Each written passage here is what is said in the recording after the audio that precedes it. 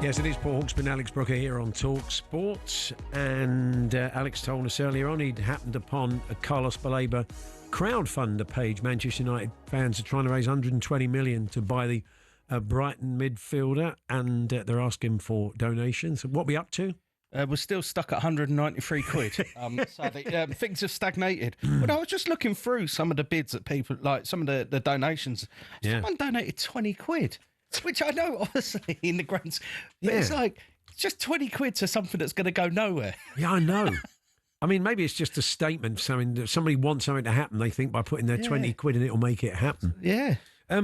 So, Shesko looks like it's done. And we'll wait the white smoke, of course, from Old Trafford, and the picture of him holding up the shirt and the soft focus video and saying how much he's always wanted to play there, talking about Greenoffs and Stuart Pearson and Brian Kidd and George Best. Who knows? I mean, he may be a specialist subject on Mastermind. But the business isn't done. Apparently, they are in the market for other players, and the feeling is amongst many at Manchester United, sort of player of Baleba's type would be absolutely spot on. Let's have a chat with Jay Motty from the Stretford Paddock, the YouTube channel. Hi, Jay. Hi, lads. You okay? Have you put in yet for the 120 million crowdfunder? Yeah, there's £3.42. That's mine. It's got my name on it now. That's going to go towards the 120 million quid that we need to get him.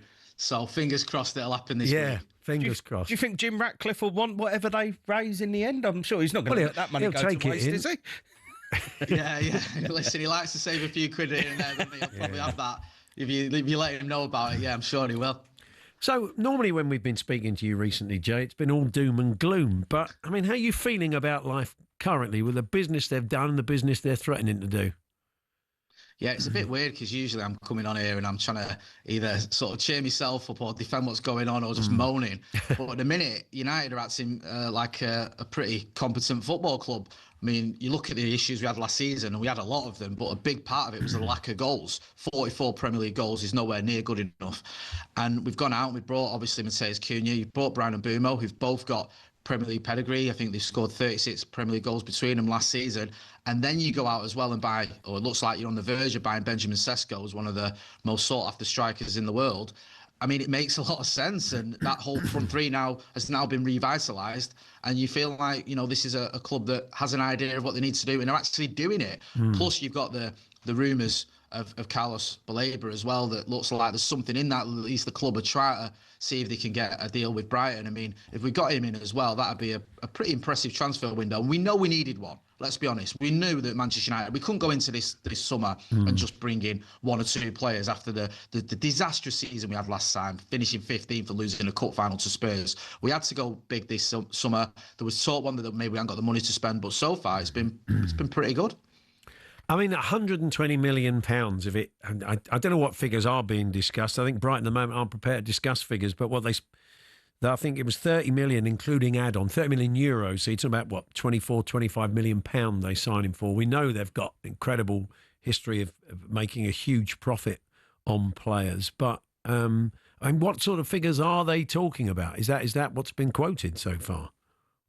I think there was something I read that Brighton wanted around 104 million is what they said it to take to get him. Now, I don't know if that's a hard and fast, like that is it, anything less won't happen. You'd imagine that if United were to sort of test the waters with 70 odd million, maybe there could be some sort of middle ground there. Like you said, Brighton don't sell players on the cheap. We saw what happened with Caicedo. I think one of the things with Caicedo, though, was, unless I'm mistaken, I think Liverpool and Chelsea were in for him, which probably helped bump up the price a little bit. If it is just Manchester United in for Baleba, what's he been there for 2 seasons?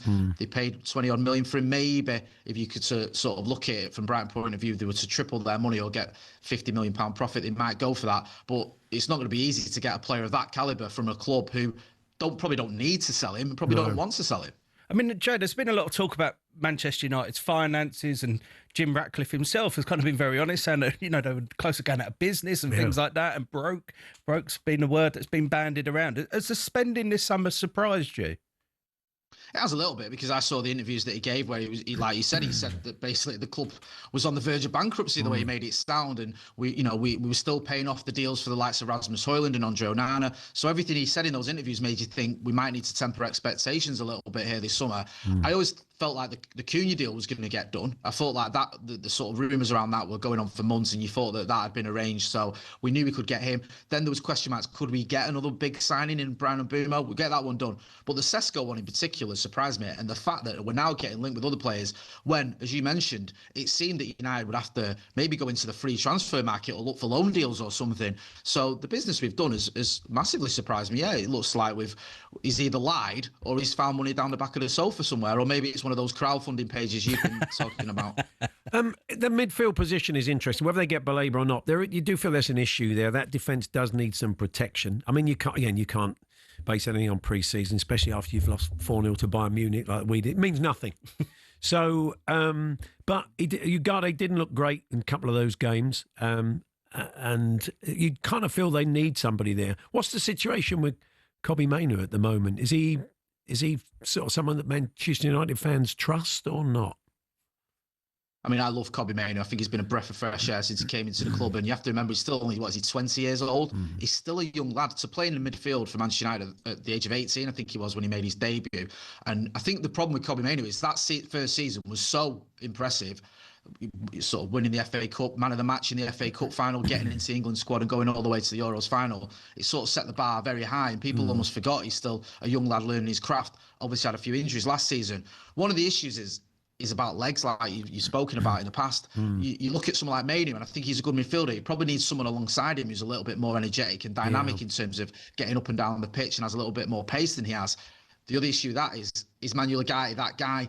I don't know. We saw I was over in the States for the tour, and after the West Ham game, I was thinking, maybe this combination could work. But then you fast forward to the Everton game, and it looked like it wasn't really happening for them. So Baleba, for example, would come in and could play alongside Mainoo. The thing is, you've got other players who fit that role who could play alongside Baleba. You could probably put Ugarte next to him. You could probably put Bruno Fernandes in a deep role, or even Casemiro, if you had someone to do his running for him, would work. It's just we haven't got the legs. So I hope Mainoo stays. I think he's going to have a very bright future ahead of him at Manchester United. But he probably needs someone alongside him who can do a little bit more of the running than he can. And at the minute, we just haven't got that player. It doesn't feel like it's quite there with Manuel Ugarte, although he's only had one season. I'm not giving up on him yet. It's not. It doesn't seem like it's quite the right combination. And with the signings of Mbeumo and Cunha, do you think that we will see Bruno Fernandes drop in further back to accommodate him? Because I just think with Bruno Fernandes, he's such a great player, and he kind of, the amount of times he got United out of trouble last season as well. Yeah, no, I agree completely. I know when he was really linked with a move, I think, to Saudi, there's a few people saying, we should sell him to cash in. I wasn't one of them. I think if it wasn't for Bruno Fernandes, no matter how bad last season was, it would have been a lot worse. And I think ever since he's arrived, he's been an absolute phenomenon. I think he's easily, for me, our best signing post Sir Alex Ferguson. And he's someone who's just sort of broken all sorts of records with his goals and assists as well. We saw in pre-season where he started off, I think, further up the pitch. But if you're bringing in a new front three, I expect Cunha, I expect Mbeumo, I expect Sesko to start. Then where does that leave Bruno Fernandes? I think he is going to have to play a deeper role. And I remember many years ago, someone like Paul Scholes, for example, he started off as an attacking midfielder, and then he dropped deep, and he was almost like the quarterback role, if you will, in the team. And Bruno Fernandes, he's a very good player. I'm not saying he's as good as Paul Scholes, but he's not a million miles away. He's a talented midfielder, and I think he could adapt his game. We have actually seen him play deep, and I think if he's got better players around him as well, he can play that deeper role better than he has been doing, because he's got players that he doesn't have to sort of do everything for. He can find an Mbeumo, he can find a Cunha, he can find a Benjamin Sesko, and they've got the ability to either run at defenders or to create chances themselves or to score goals from the chances he creates. So I think Bruno Fernandes in the deeper role with those players alongside him, it could be a good fit. Good to talk to you, Jay. Nice to hear you a bit more chipper than you usually are when you join us on the show. Definitely, yeah. We'll catch up with you during the season. Thanks very much. Cheers, lads. Jay Motty there from the Stretford Paddock. Paul Hawksbee and Andy Jacobs, Monday to Friday afternoons 1 till 4 on AM, on DAB, via the talkSPORT app and on your smart speaker. talkSPORT.